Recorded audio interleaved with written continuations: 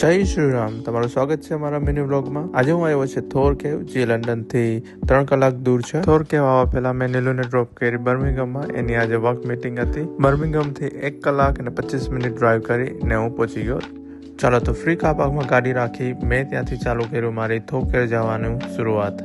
3 અલગ રૂટ છે, પણ મેં લીધેલું છે ઈઝી રૂટ। ચાલો તો હવે હું પહોંચી ગયો છે થોર કેવની પાસે। 10 થી 15 મિનિટ લાગી પહોંચતા। વેરી ઈઝી હાઇક છે, એટલું બધી ડિફિકલ્ટ નથી।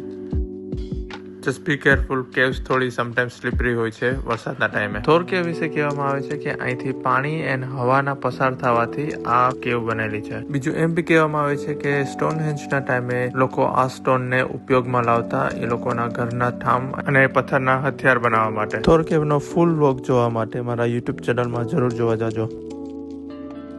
ચાલો તો મારું થોર કેવનું એક્સપિરિયન્સ બહુ એડવેન્ચર ગયું।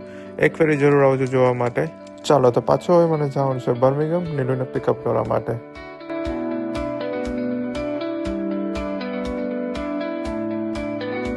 નીલુને પિકઅપ કરી લીધી છે ને હવે અમે પહોંચી ગયા છે ડિનર કરવા માટે તમાગાના રેસ્ટોરન્ટમાં।